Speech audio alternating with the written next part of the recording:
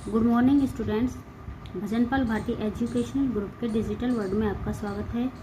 Dear students, Hindi व्याकरण खंड के अंतर्गत जो प्रकरण आज हम पढ़ने जा रहे हैं वह है समरूप भिन्नार्थक शब्द। सबसे पहले हम यह समझेंगे कि समरूप भिन्नार्थक शब्द क्या होते हैं। तो आइए समझते हैं। कुछ शब्दों का उच्चारण प्राय समान होता है। उच्चारण अर्थात जब हम उन शब्दों को बोलते हैं तो उनका उच्चारण एक जैसा लगता है, अर्थात वो बोलने में एक जैसे होते हैं, किंतु उनके अर्थ में भिन्नता होती है। अर्थात जो उनका अर्थ निकलता है उन शब्दों का वो अलग अलग होता है। ये शब्द सुनने में एक समान लगते हैं। जिस प्रकार ये शब्द बोलने में एक समान लगते हैं उसी प्रकार से ये शब्द सुनने में भी एक समान ही लगते हैं, किंतु इनके अर्थ भिन्न भिन्न होते हैं। इनमें बहुत कम अंतर होने के कारण लोग प्राय एक शब्द के स्थान पर दूसरे शब्द का प्रयोग कर जाते हैं, जिससे वाक्य अशुद्ध हो जाता है। अतः इन शब्दों का विशेष ध्यान रखना चाहिए। अर्थात यदि हम वाक्यों को शुद्ध रूप में लिखना और बोलना चाहते हैं तो हमें इन समरूप भिन्नार्थक शब्दों का ज्ञान होना चाहिए। तो आइए ऐसे कुछ शब्दों को पढ़ते हैं। अचल, अचल का अर्थ होता है पर्वत। अचला, पृथ्वी। अब यहाँ इन दोनों शब्दों को देखिए। इन दोनों शब्दों में सिर्फ आ की मात्रा का ही अंतर है, लेकिन इनके अर्थों में कितनी अधिक भिन्नता है। अन्न, अनाज और अन्य दूसरा। पानी, पानी का अर्थ होता है जल, और पानी, पानी का अर्थ होता है हाथ।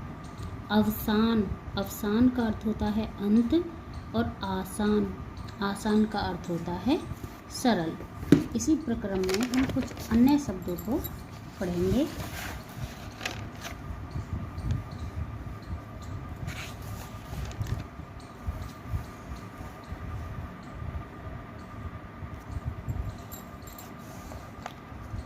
अनल, अनल का अर्थ होता है आग।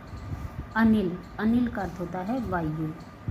अपेक्षा, अपेक्षा का अर्थ होता है चाह, और उपेक्षा, उपेक्षा का अर्थ होता है उदासीनता। अवधि, अवधि का अर्थ होता है समय, और अवधि, अवधि का अर्थ होता है भाषा, जो कि अवध प्रदेश की एक बोली है। उर, उर का अर्थ होता है हृदय, और उरु, उरु का अर्थ होता है जंघा। अपचार, अपचार का अर्थ होता है अपराध, और उपचार, उपचार का अर्थ होता है इलाज। अंक, अंक का अर्थ होता है गोद।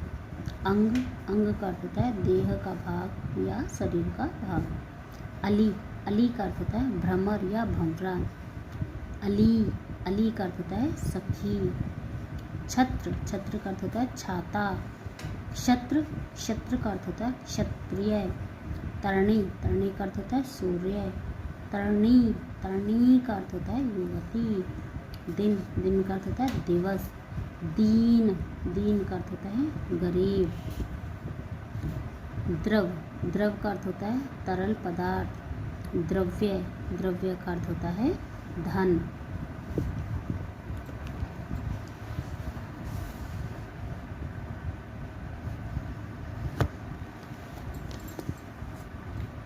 भवन, भवन का अर्थ होता है मकान। भुवन, भुवन का अर्थ होता है संसार। बदन, बदन का अर्थ होता है शरीर। वदन, वदन का अर्थ होता है मुख।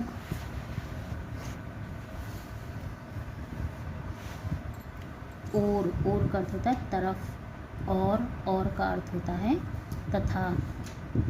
कुल, कुल का अर्थ होता है वंश। कूल, कूल का अर्थ होता है किनारा।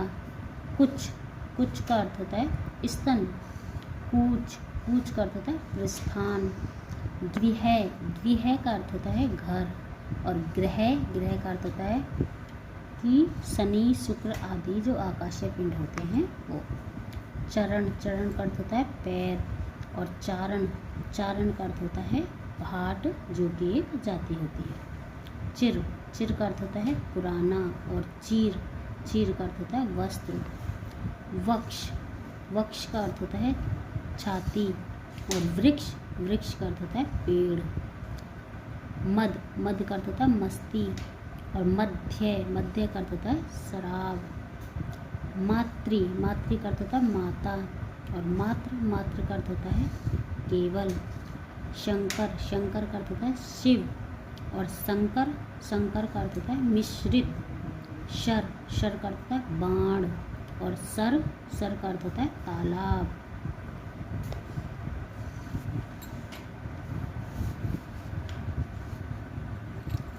शम, शम का अर्थ होता है संयम, और सम, सम का अर्थ होता है बराबर।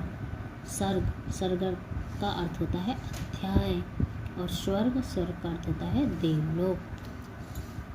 तो डियर स्टूडेंट्स, आपको इन सभी शब्दों को और इनके अर्थों को ध्यानपूर्वक याद करना है, और अपनी हिंदी की नोटबुक में सुंदर हैंडराइटिंग में लिखना है।